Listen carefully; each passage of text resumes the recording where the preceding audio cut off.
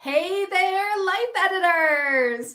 Welcome to another one of our live stream calls. Thank you so much for joining me today. Okay, we're changing things up. It is Tuesday, and I know we normally stream on Wednesday, but we are changing it up now. Going forward, at least for the time being, we're going to be doing our live stream calls on Tuesdays at 9 a.m. Pacific time. I sent an email yesterday to my entire subscriber list. So check your email if you haven't gotten that yet, and you'll be all set for our Tuesday calls. Let me know in the comments if this day works better for you. I did put a poll in my Clubhouse Facebook group, on my Facebook page, and in YouTube in the community section. And it seems like most people prefer Tuesdays. It does work a little bit better for me. So let me know if that works for you. So we're going to be doing Tuesday live streams from now on. All right. So if you are new here, I'm Sage Grayson, and I'm a former book editor turned life coach. I'm a life editor, and so are you. And I'm so happy that you're here with me today. So every month we have a different theme that goes along with my 5-step life editing process. And this month's theme is take back your time. Oh yes, it goes along with step 4 of the life editing process, which is rearrange everything into a perfect flow. So every time we're doing a live stream this month, we are talking about time management. And there is a brand new time management mini workshop in the Life Editor Clubhouse. And I will leave the link below where you can go check that out. It's Take Back Your Time using life editing.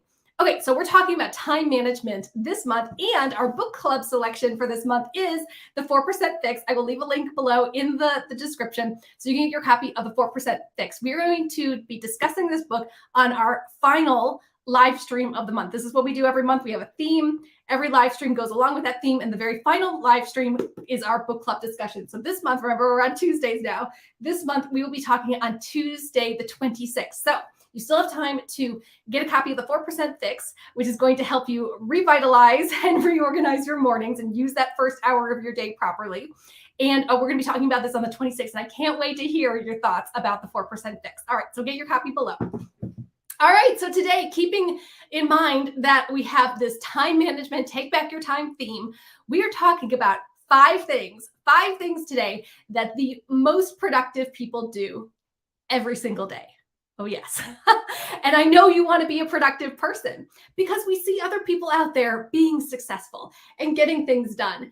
And we might think like, well, how do they do that? They have some kind of magic time turner or DeLorean or something that's giving them more time every day. I mean, sometimes I think that. Sometimes I see people who are getting so much done and I'm like, they have to have some kind of magic wand or something. But no, really, they're just using their minutes very, very strategically. And I do understand that it's easy to kind of like brush it off and be like, oh, well, they have a ton of helpers. They have like a whole staff. They have $1 million or whatever. They have people who are helping them use their time better. Oh, hey. Hi, Facebook user. Love this topic. Yeah. If you're in the Clubhouse group, go ahead and click the StreamYard link so I can see your faces and your names. But yeah, we're talking about time management, which is something that everyone needs. No matter how successful you are, how rich you are, what it is you do, what field you're in, or what your goals are, all of us need better time management. So it's easy to look at those successful people and those really productive people and well, they've got the time to hire a maid or a doggy walker or a personal chef. And yeah, we can get really resentful. And then you might want to like dig in your heels and be like, well, I don't have the money for that, so I can't use my time properly. But you can. And here's the thing, a lot of those successful people, and not just rich successful people, but people who are successful in any kind of goal that they have, they weren't always successful. They had to use the limited time that they have, and we all have limited time. They had to use their limited time wisely. And what I've found in my 11 years of life coaching, and even before then, that the most successful people are the ones who have a very narrow, focused intention. And they just zoom in on whatever their goal is.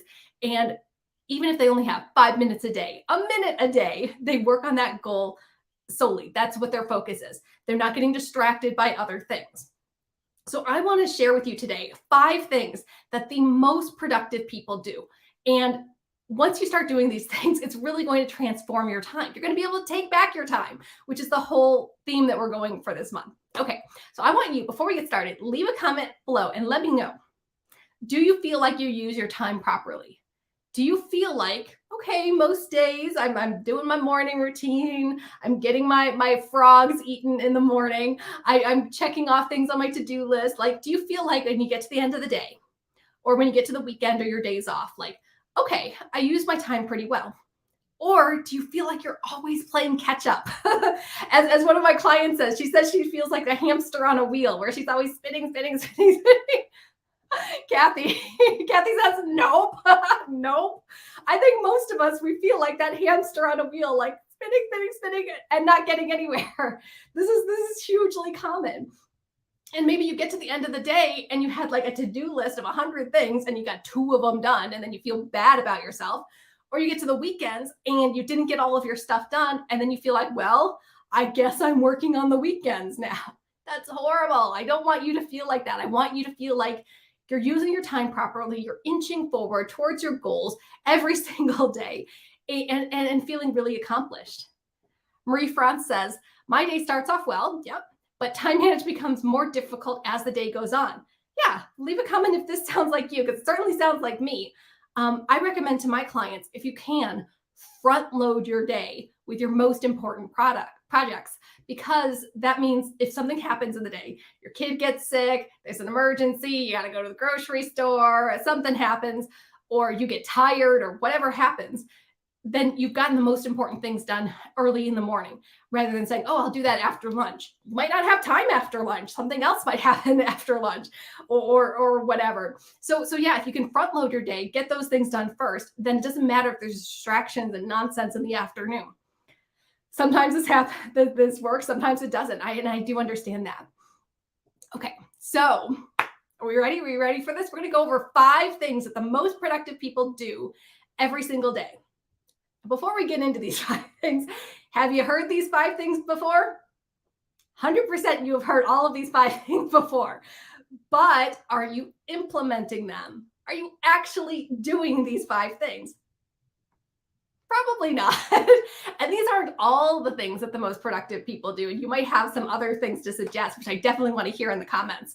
But most productive people are doing these 5 things. And if you can start slowly implementing them, they're really going to help you out. And here's the thing, no matter what kind of coach or articles or books or whatever that you're reading, courses that you're taking, I'm sure you've heard a lot of great advice, but you're probably not always implementing it. And that's what's different about the most productive people. They hear the good advice and they find a way to make it work in their lives. Okay, so let's get right into it. Number 1, the most productive people plan their days the night before. You know this. How many of you wake up in the morning and you're like, okay, what am I supposed to do today? What's going on? And you're sifting through your papers and your planners, you're looking at your calendar, you're talking to your kids, and you're like, what is going on today? And it might take you an hour, 2 hours in the morning before you finally get settled and are like, okay, now I can work on whatever it is that's important today. But if you plan the night before, you're not going to be spinning your wheels in the morning. You're going to wake up knowing exactly what you need to do, and you can get started on it right away.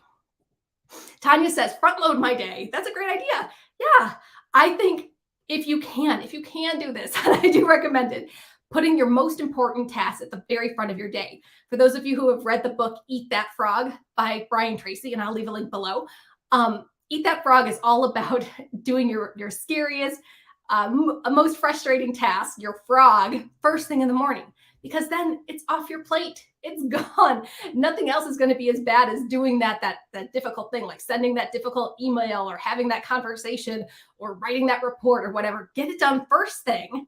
I know you probably don't feel like doing it first thing, but get it done first thing. And then you have the whole rest of the day to do the things that you do want to do without it looming over you all day. And if there's distractions, emergencies, you got to do errands, whatever, you're not going to lose time because of that frog that you didn't get done earlier. So yeah, front load your day. Okay, so number 1 is plan your day the night before. And it doesn't have to take an hour. It certainly doesn't need to take a lot of time. But the most productive people spend 5 minutes every night planning their next day. So they might choose what their priorities are. They'll take a look, what meetings do I have? What client calls do I have? Do I have to drive my kids anywhere? Do I need to stop at the store? Do I have like a deadline coming up and I need to do a little part of it tomorrow? So look at your work to-dos, look at your meetings, look at your deadlines, look at your family obligations, look at where do you have to drive around. I know some of you are just like, you spend half the day in the car because you're driving to the grocery store, you're driving to the post office, you're driving to drop your kids off, you're driving all over the place. So look at that. How much time are you going to lose for driving time tomorrow? But it's not just planning your to-dos and your businessy career type goals. I also want you to plan some of the stuff for you. So think about, what meals are you going to eat tomorrow? I know some of you are really, really good at meal planning and prepping, but some of you fly by the seat of your pants at every single meal, every single day. You're like, what am I eating today? What's going on? And that's when you like just grab a bowl of cereal or you grab some cold pizza or whatever, and you just stuff it down. And you're not really concerned about the health of the food that you're eating, or you're going to run out of ingredients because you're just grabbing stuff wherever you can. If you can, just take 5 minutes the night before and plan, what are you going to eat? That might even save you a trip, so you don't have to like get food delivery and waste that money, or go out to the grocery store or something like that. Like, it could be like already done for you the night before. It has been years and years and years since I've been in school. It's about 20 some odd years since I've been in school, but I still make sure I have my lunch packed and ready in the fridge for me for the next day. How many of you do that? How many of you plan your meals the night before? And did you feel better about it? Do you feel like, oh, I don't have to worry about that tomorrow. I don't have to like struggle to figure out what I'm eating. And this is especially true for those of you who have really packed schedule. I know those of you who are coaches, or you have your own business, or you work outside the home, or you have a day job or something, and you just like don't have time to like sit in the kitchen, chop vegetables for an hour. Like, you have to have something that's grab and go. And if you plan the night before, that's going to really, really ease your following day. So here, what do we got? Hi, Sage. Donna Sader here. Hi, Donna. Thank you so much for being here. Woohoo. All right. So never do meal planning. Always a disaster. Challenge. You are not alone, Donna. I think most people I know don't do meal planning. We think about meal planning. We watch those pretty videos on YouTube and we're like, oh, maybe I should be planning my meals, but we just don't do it. And if you can plan the night before, it doesn't have to be complicated. It could be like, okay, I'm going to have a sandwich for lunch, or, oh, I'm going to like have that leftover soup for lunch, or whatever it is. Even if your plan is, I'm going to get takeout for lunch, like, at least you know, and you don't have to waste that time in the moment the next day. For those of you who are really great with your time management, definitely want to hear from you. I know some of you do your meal planning, meal prepping, grocery shopping on the weekends, make a bunch of meals, and then you eat all week long. That's what I do. Because I don't have a lot of time during the week. So it's really nice to have all of my portions like pre-packaged out for me during the week, and I just grab them in between my meetings. So let me know if that works for you and if you've got any tips for us. If you are going to be planning the night ahead, maybe when you do your grocery shopping, you'll think of some things that you can easily grab in between all of your other obligations. So maybe that's pre-cut veggies. I know they're more expensive, but if you can just like grab some pre-cut veggies and a cup of hummus or something, and you'd be good to go. Or any kind of like pre-packaged soups or salads, anything that makes your day easier and saves you time the next day. So you're going to plan your meals, plan any type of exercise or any kind of movement or walking or stretching that you do for yourself, and then any kind of spiritual practice for yourself.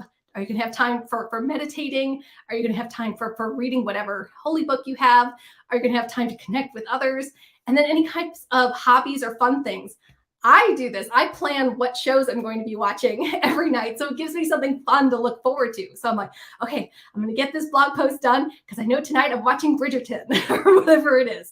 And it's kind of like a nice little treat and reward at the end of the day. So leave a comment and let me know as you're planning the night before. And seriously, if it takes longer than 5 minutes, then your planning is taking too long.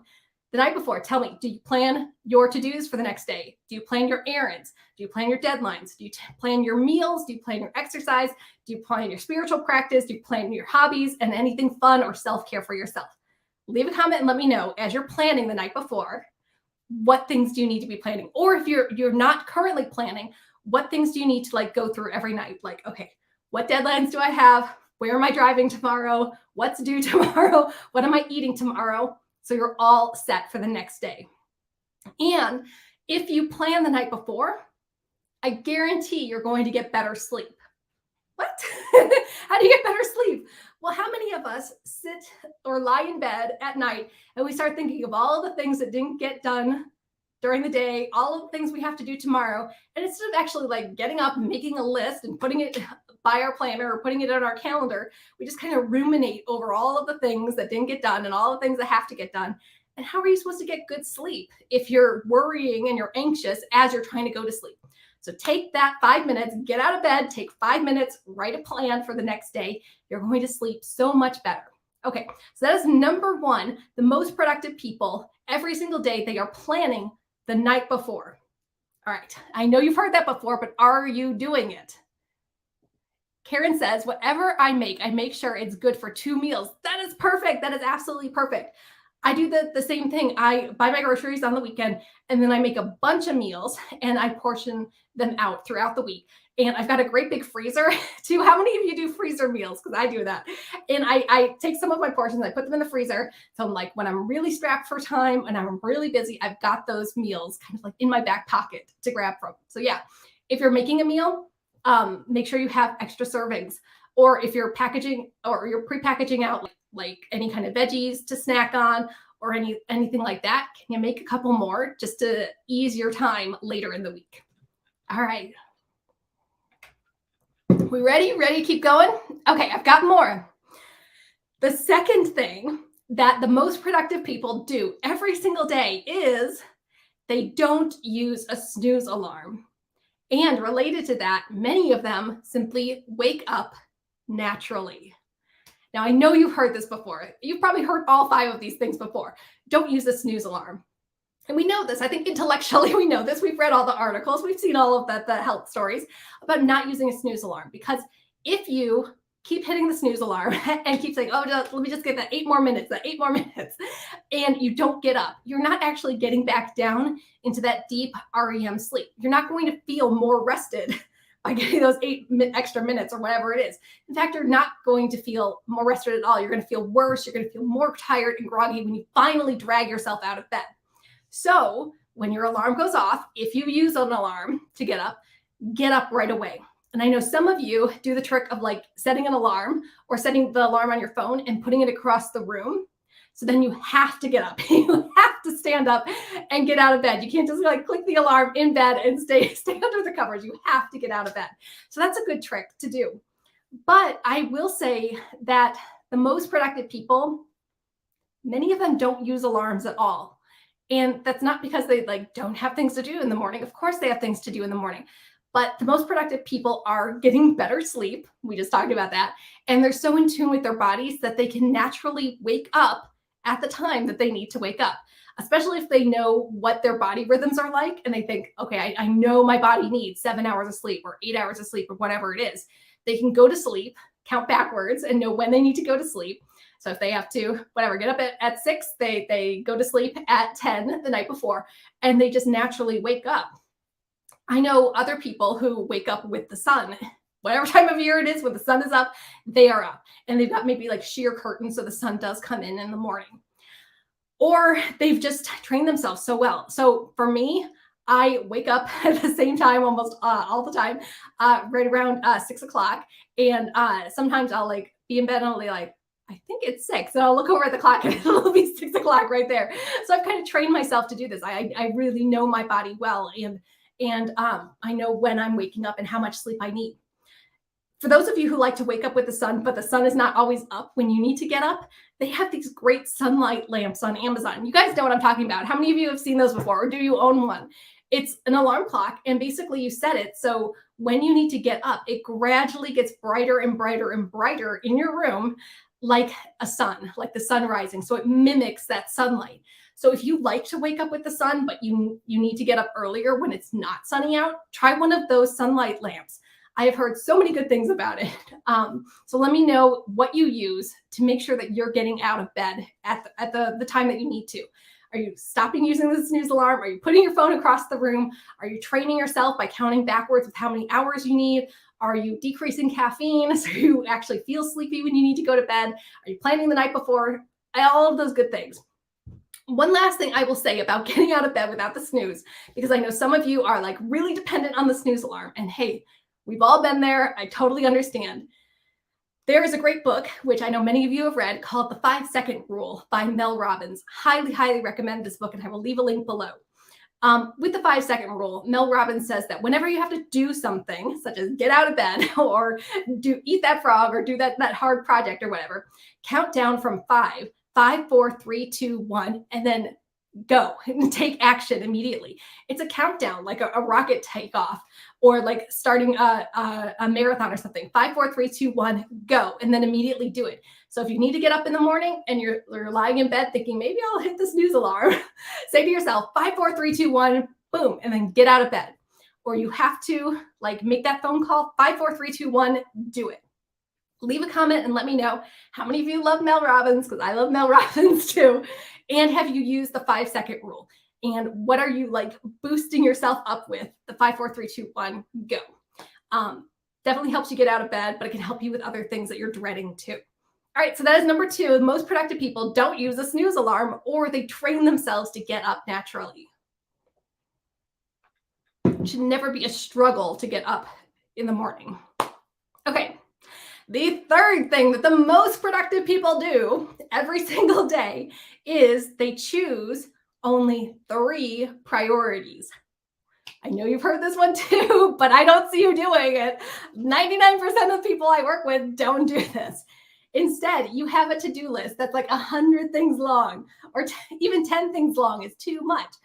But as you're planning the night before, look at your to-dos. Look at the things that you want to accomplish the next day, and only choose 3 priorities. Why only 3?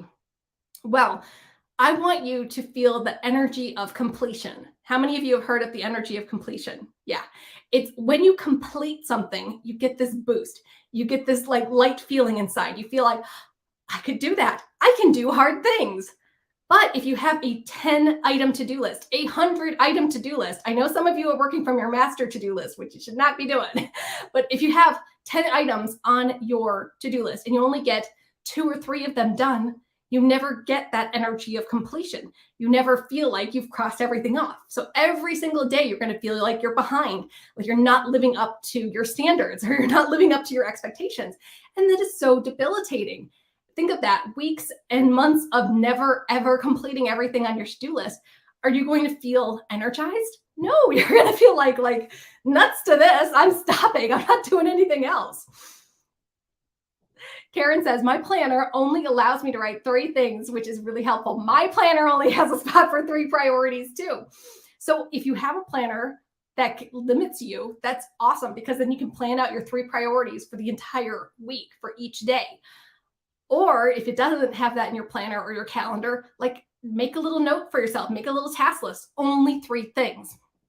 Okay, so if you're going to focus on just 3 things, I know that's going to be so hard for some of you, but realistically, if you look back at your to-do list, you've probably only accomplished 2 or 3 things every day. So why not make that your new standard rather than saying, I want to get 100 things done today? Here's what I use, and let me know if this works for you. When I'm choosing my 3 things every day, I like to choose something that is a small effort, a medium effort, and then a large effort. You heard that before? Small effort, a medium effort, and a large effort. The reason being is, again, I want to feel that energy of completion. So when I have something that's a small effort, something that's going to take me 5 minutes or 10 minutes to do, I get that energy of completion. I can cross it off and I feel accomplished, and that boosts my mood and boosts my energy so that I want to keep doing the other things. If you have 3 priorities and all 3 of them are really, really big tasks, like each one is going to take 2 or 3 hours, that's kind of debilitating, and you're less likely to knock them all off. Also, by having a small, medium, and large effort in your 3 priorities, it kind of balances your week and balances your days better. I mean, can you imagine if you only had great big priorities every single day? Like I would be worn out before Tuesday. Or if you only had light things for days and days and days, and then like at the end of the week, you're playing catch up because you've got all of these great big priorities. So kind of balance your days more, small, medium, and large effort. Leave a comment and let me know, do you already do this with your priorities? When you're choosing your 3 priorities for the day, do you choose things that are a mix of effort? So Marie France says, I list my 3 most important tasks for each day as well. Yes, yes. And You can highlight them, you can cross them off, you can circle them. I do a lot of color coding. I also like to put stickers as I complete them. And Marie Fran says, I love the idea, small, medium, and large tasks. I'm going to start doing that. Yeah. If you haven't done that and you realize like, okay, what's wrong? I only choose 3 priorities every day and I'm still not getting them all done. It's probably because all 3 priorities are great big things. Like if each priority is going to take you 3 hours, like that's not enough time in the day to get them all done. Or you might rush through them and kind of do a half-assed effort because you're trying to get them all done. Space out those big effort tasks across your week and give yourself permission to do something that's like 5 minutes. So you might be thinking like, oh, I can't put something on my to-do list that's a 5-minute task. Yes, you can. Give yourself the energy of completion. And if we're honest here, I know so many people, me too, where if you look at your master to-do list, all of those things you haven't gotten done or things that are sitting in your parking lot, for those of you who have done my Edit My Life Planner program, I bet you have 20, 30, I don't know, tasks that are 5-minute tasks, but you never give yourself permission to do those 5-minute tasks because you're like, oh, that'll only take 5 minutes. I'll do that another time. I'll do that some other time. But give yourself permission to get those 5-minute tasks done. And it really builds up over the time. Like I have things that like, I have 5-minute tasks that I've like delayed on for weeks and weeks. And the moment I do that, I'm like, well, I feel a lot better now. Thank goodness I got that done. And it gets things rolling without a huge effort. And you still get that boost of motivation. Okay. So one last thing about choosing your 3 priorities. Let's say you choose your 3 priorities, small, medium, large, boom, you knock them out and you still have a few hours left of the day. Do you add more priorities to your plate? No. Don't do it. We are trying to preserve your energy here. We are trying to prevent burnout, and we are trying to prevent you from leaving all of your projects half finished. You know how like annoying that is? Where you're working on something, but you're out of time and you're leaving it half finished. And then when you do get back to it 3 days later, you're like, what is going on? Where did I leave this? And it takes you that much longer to get back into the groove and working on that. So instead, when you finish your 3 priorities for the day, boom, that's it. Do not add more tasks and more priorities onto your plate. Instead, use that time for yourself. How about some self-care? How about some like reconnecting with your loved ones, or reading, or doing a hobby, or exercising, or taking a walk around the neighborhood, or just clearing your head or meditating? Yeah, how about some of those self-care things that I know you are not doing enough of? So finish your 3 priorities, feel good, feel accomplished, and then do some kind of preventative self-care so that you don't burn out later. Do not stack more priorities on your day after you finish them. Deal? Okay. Moving right along. The 4th thing that the most productive people do every single day is that they use SMART goals. They use SMART goals. I know you've heard this. I know you've heard all of these before. And you're like, Sage, why are you telling me this stuff that I've heard before? Because you're not doing it. Because you're not doing it. Most of us don't implement these things. And that's why we're not as productive as we could be. Okay, so number 4 is using SMART goals. Leave a comment and let me know the goals that you set for yourself in any area of your life: health, fitness, if it's career, business, money, relationships, spirituality, any goal that you have in your life. Are you making sure those goals are SMART goals, or are they just kind of nebulous goals? Okay, so what do we mean by SMART goals for those of you who haven't heard that before? A SMART goal is specific, measurable, actionable, realistic, and time limited. So that sounds like a big mouthful. I'm like, whoa, a goal has to be all of that. Well, yeah, it kind of does. If your goals aren't specific enough, and that's the first one, then you're not going to know, like, did you do it or not? So let's say you want to lose weight. Okay, does losing an ounce count? Does losing a pound count? Who knows? If I get a haircut, does that count as losing weight? It's not specific. It doesn't mean anything. Or if you want to grow your business, what does that mean? Does that mean increasing your income?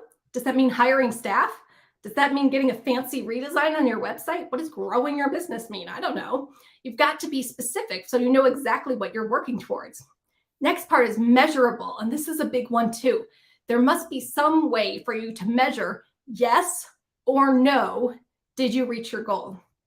So like, again, going back to the weight loss thing, if you want to, lose 5 pounds this month, yes or no, did you lose 5 pounds? That's measurable. For your business, if you want to earn an extra $1,000 this month, yes or no, did you earn that extra $1,000? It's very, very specific. Or let's say you want to run a marathon. Yes or no, did you run that marathon? So a measurable goal is something you can say yes or no to. You can measure it and say, yes, I did that. Okay, you know where I'm going with this. What if you have a goal, but it's ambiguous, but it's still important? Like, let's say your goal is you want to feel less anxious every day, or you want to be happier every day. Those are important goals, but how do you make that specific and how do you measure that? So for those of you who've taken my Edit My Life Planner program, and I will leave the link below, we go into much more detail about how to do ambiguous goals. But if you do have an ambiguous goal, is there a way you can put a scale to it, like a 1 to 10 scale? So let's say you want to feel happier every day, from 1 being you're in bed crying all day, and 10 being you are dancing on the sunlight. You are like really, really happy every day. So 1 to 10 every day, can you rate your mood? I know some of you who do bullet journals or habit trackers, you're rating your mood every day. That's awesome. You're already putting a measurement to something that's ambiguous. So let's say you want to be a 7 or a higher, most days a week, 4 days a week at least. That's a way you can put a measurement to an ambiguous goal.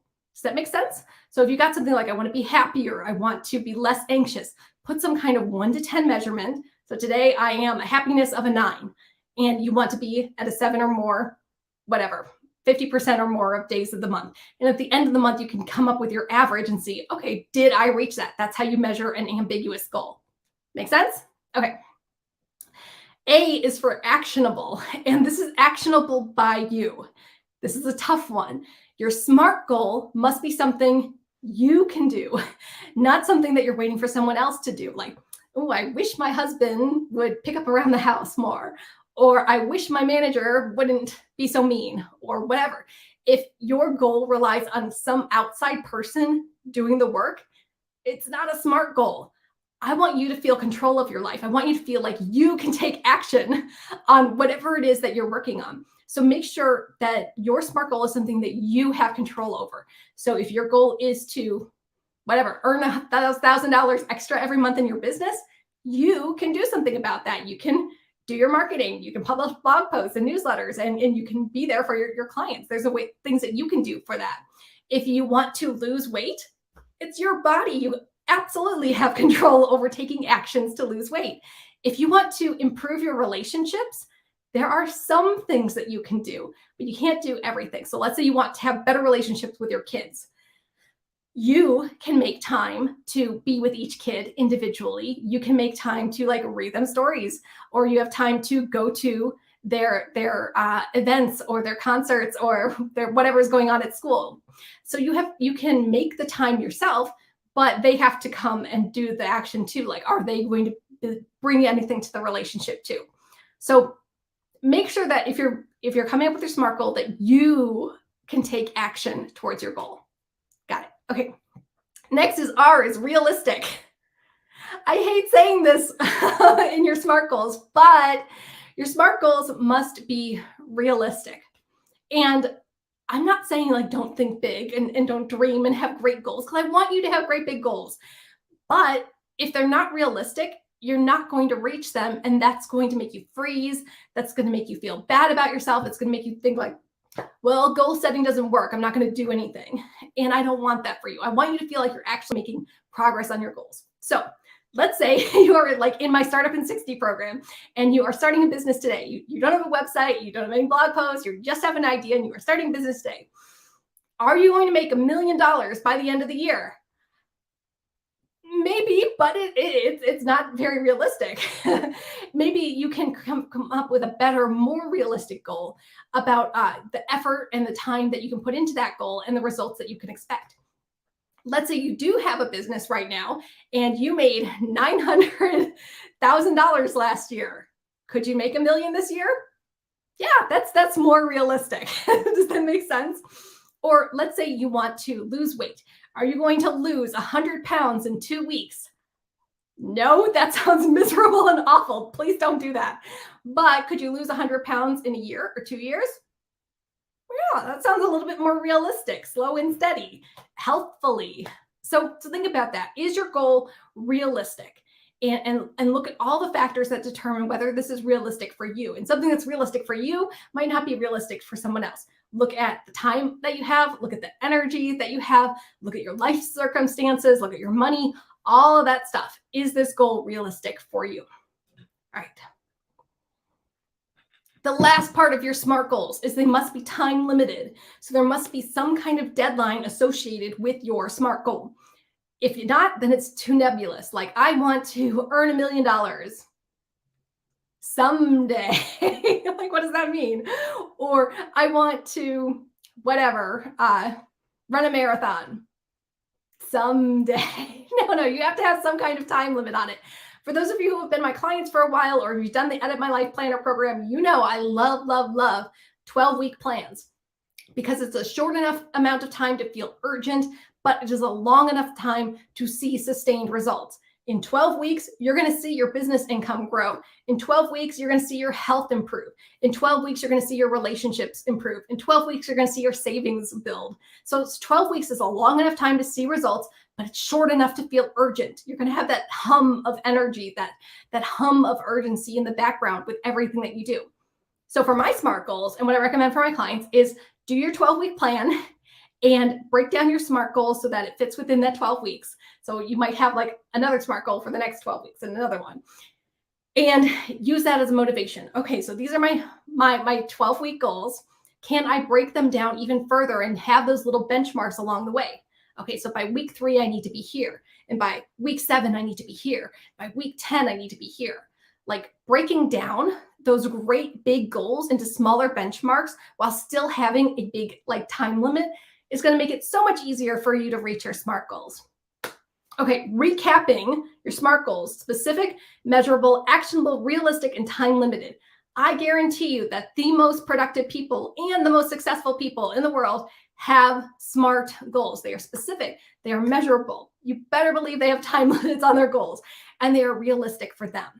So remember last week we did your time budget? So review your time budget and figure out what are your SMART goals for this next 12 weeks. And do they fit into your time budget? Or can you only do a slice of that SMART goal? Make it fit with the time that you have.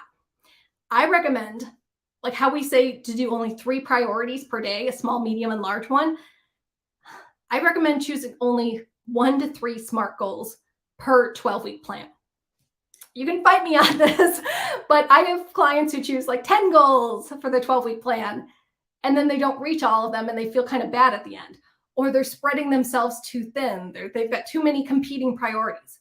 But if you pick just 1 to 3 SMART goals for every quarter, for every 12-week plan, you're going to be able to reach those goals rather than dividing your time and energy. And that's going to feel so much better, so much better.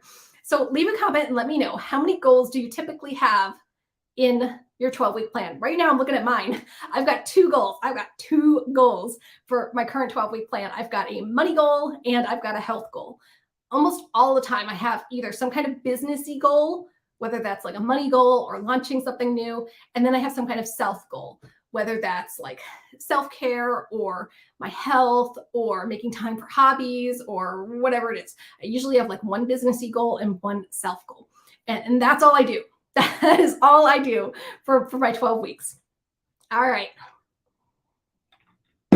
Moving on, we've got number 5, the 5th and final thing that the most productive people do every single day is they work with a timer. What? Yes, most people who are very, very successful and very, very productive work with a timer. So in addition to having time limits on their SMART goals, they have timers and time blocks for what they're working on every single day. So estimate how long your 3 most important tasks for the day are going to take. So if you have to write a blog post, how long is that going to take you? Is it an hour? Is it 2 hours? And then set a timer on your phone or online or wherever, whatever timer you use, and try to race the clock. So if you think, okay, I'm going to write a blog post, it's going to take me an hour, set the clock for an hour and race yourself. You're going to, again, have that hum of energy in the background that's going to make you work faster. This is the same reason why people might go to a coffee shop or the library and have that hum of energy in the background from the other people. I don't know if you're going to do this, but I know people who go to coffee shops or go to the library to work, and they don't bring their cord or their charger for their laptop. So they know they only have so much time before the battery dies on their laptop. And that's like a built-in time limit. It's a built-in timer for them. And then once you kind of like race the clock and you get an idea of how long something takes you, let's say you finish that blog post in 45 minutes. Great. Next time you do a blog post, set the timer for that time that it took you last time and see if you can meet that again. It's helping you be more aware of your time, aware of those minutes clicking down. I noticed that when I have a timer on my desk and I'm working on something and I look over and I see the clock going down and down and down, I'm like, ooh, I gotta work. So it makes me work faster and I'm more intentional. I don't think like, oh, let me see what's on Facebook. Let me see what's on YouTube, because I've got to get my work done within that time amount that I gave myself. Also, for those of you who've done Startup in 60, you know all about like time blocking. And that's a really good way to say, okay, I've got an hour today to work on business. I've got an hour today to work on my health. I've got an hour today to do whatever, go over the budget or something. And that helps you focus your time, focus your intention, get those 3 priorities done, and not get distracted by other things. Okay, being honest here, how many of you spend a lot of time during the day, and probably a lot more time than you think, playing around on social media, playing with your phone, playing games, reading magazines and articles, and not really focused like you think, like, oh, I did an 8-hour day of work. You probably didn't. You probably spent a lot of time doing some other filler activities. Well, there are different apps that you can get. I know Rescue Time is one, but there's other apps you can get on your phone and on your browser that will show you how long you are spending on certain sites. So you might have thought like, oh, I only spent 15 minutes on Instagram today. But when you look, you spent 2 hours on Instagram. Holy moly. The thing is, if you're not aware of it and you don't know, like you can't make changes. We've talked about this before. What we track, we can change. So if you're tracking, and let's say you average 2 hours a day on social media, can you for next week try to get that down to an hour and a half a day?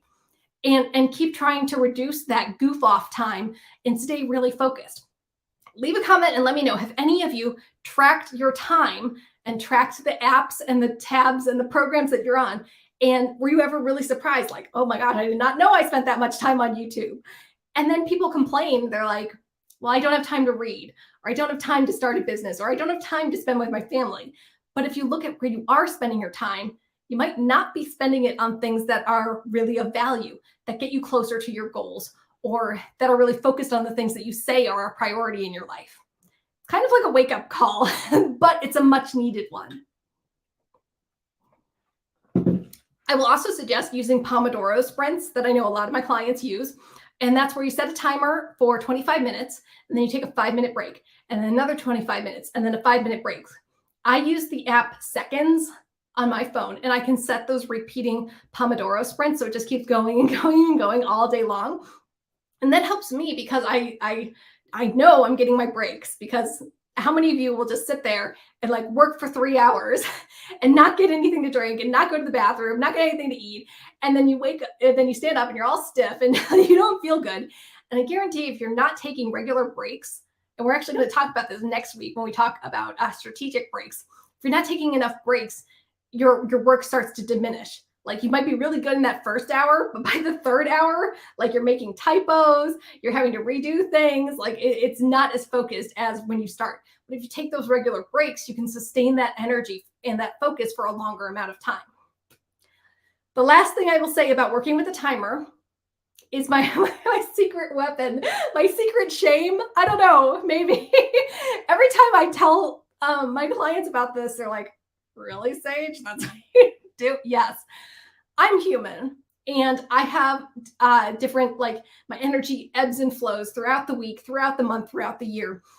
And sometimes I'm riding really high and sometimes I'm not. I am 100% human. but I have a business to run.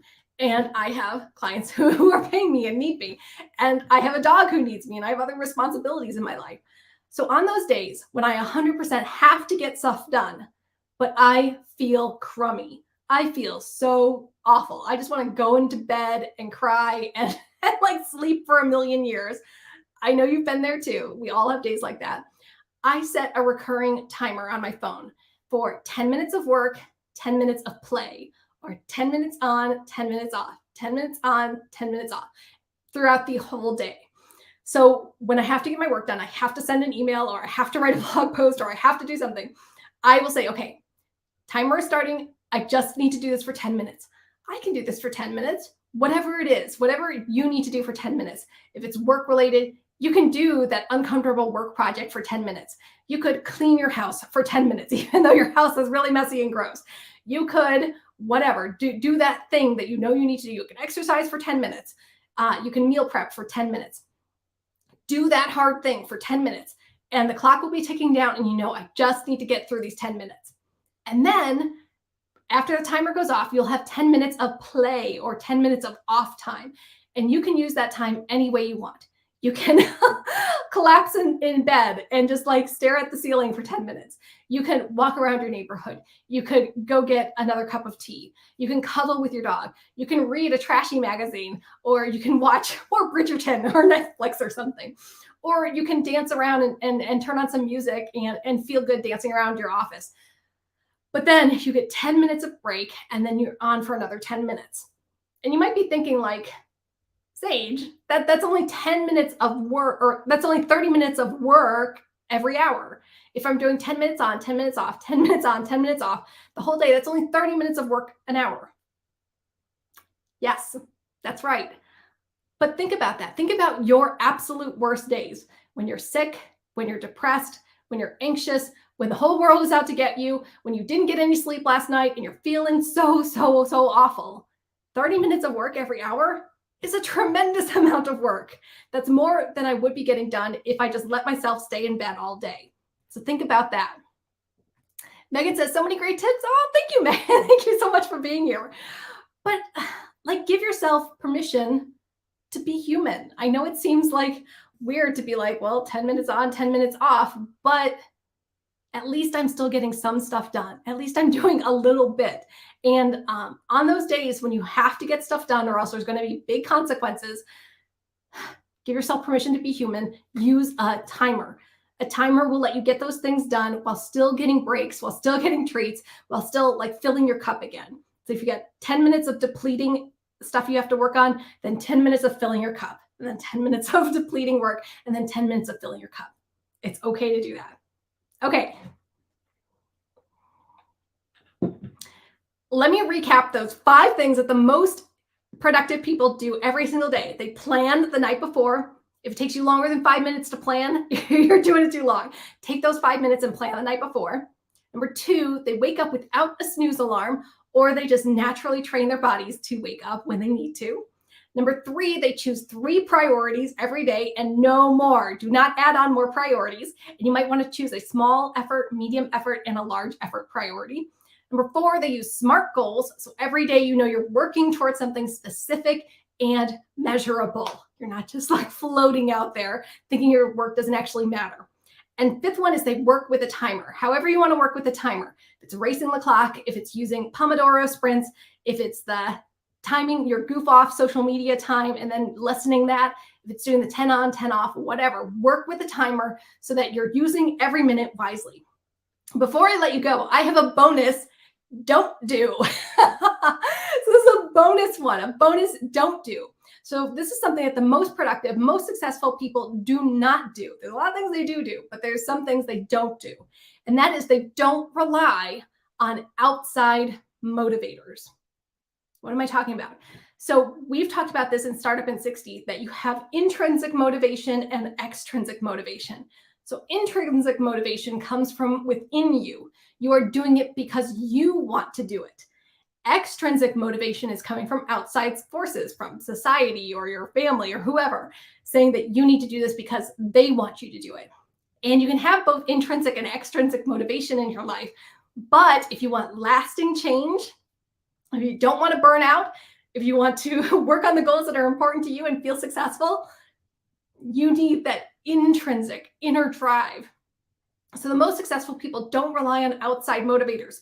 So they're not relying on other people's expectations for themselves, but they're also not relying on things to like make them work. So probably, well, I won't say this for everything, but the most successful people that I know, they limit their caffeine consumption, or they might only have like 1 cup of coffee in the morning, or they drink caffeine every few days, but not every day. The least successful people I know rely on caffeine heavily. They're just downing all that coffee, or they're taking pep pills or something like that. Or it's 3 o'clock in the afternoon and they're eating candy bars and coffee, trying to like keep going. That is not a good idea. That is definitely going to lead you to burnout. Absolutely. So are you relying on outside things to get you to do your work? Are you relying on your mother-in-law's opinion of you? Are you relying on your manager yelling at you? Are you relying on all of that coffee? Are you relying on society's expectations for you? And if that's true, then I really want you to step back and look at the things that you're working on and see, okay, do I have any inner drive or any intrinsic motivation to do this? So let's say you are losing weight, because many of my clients are losing weight. Are you doing it for you because you want to feel better in your body? You want to feel confident and capable. You want to not have that joint pain, or you want to get off that medication, and you're doing it for you. Or are you only doing it for outside people? Like, are you doing it to impress somebody? Or are you doing it to keep up with your kids? Well, yeah, that's a good motivator. This is what I'm talking about. You can have that outside motivator, like you want to keep up with your kids, you want to have lots of energy for them.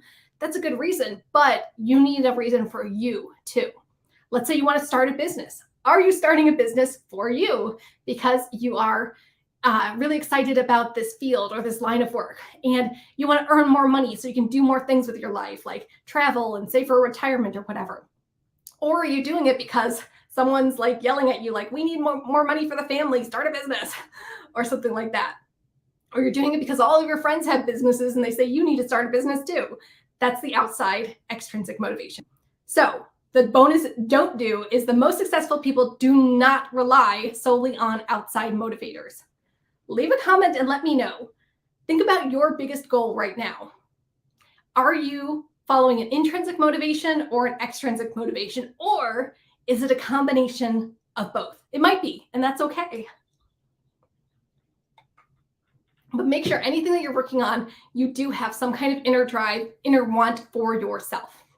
Okay, next steps. I've got some homework for you, life editors. Thank you so much for being here. I'm so glad we've had like a nice big group today.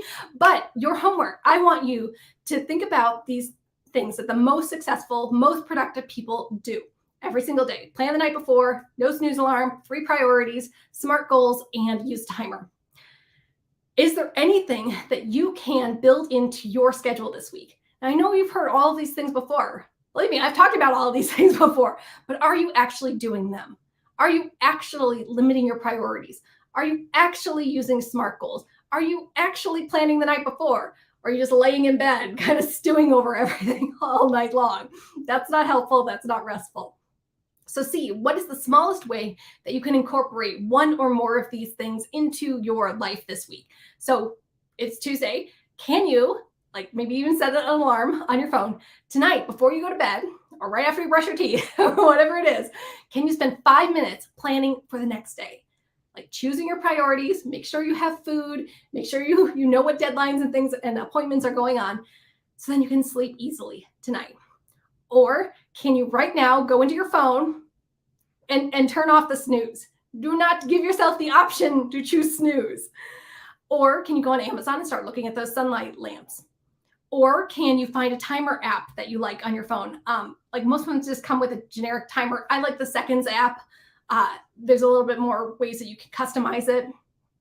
And yeah, is there some way that you can make yourself act more like the most productive people this week? Because like we said, you've heard these things before, but are you actually doing it? And the most productive people hear all of this great advice from different coaches, from different courses and programs, from articles, from books. I know you are bombarded with great advice all day long, but are you actually doing it? Take the tiniest little first step, and I want to hear from you. So even if you're watching the replay or if you're here live, leave a comment and let me know what tiny thing are you going to do this week to be more productive. No more snooze? How about that? Or you're going to plan for 5 minutes tonight? Yes. I definitely want to hear that. So leave a comment below. Let me know, what are you doing to become the most productive person that you know? I know you can do this. This is what we're doing all this month. We are taking back our time. Again, this is the theme for this month, is take back your time. Every weekly live stream, we are going to be talking about ways to get that time back and to use it more wisely. Last thing before you go, remember, get your copy of the 4% Fix. I left the link below. This is all about how to transform the first hour of your day, which I believe is very, very important. It sets you up for success the whole day. So get your copy of the 4% Fix. We're going to be talking about it on the live stream on April 26th. And I definitely want you there for our discussion. So Marie France says, I will be more consistent in planning the night before. Yes. I think that's probably the hardest thing, but like the most effective thing that you can do. Because how many of us get to the end of the day and we're just like, I'm done. I'm done. Turn off the TV, collapse in bed. I'm done for the day. But really, get up out of bed, take that 5 minutes to plan for the next day. It really, really makes a difference. Also says, great tips as always. I love her videos. I'm very motivated. Woo! I'm glad you're motivated. That's why I do these weekly live streams. I'm trying to motivate you, life editors. You guys motivate me every single day. And I want to give that back to you. I want to give you a chance to interact with me. Let me know if there's any topics you definitely want me to cover during these live stream or in any of my pre-recorded videos. All right.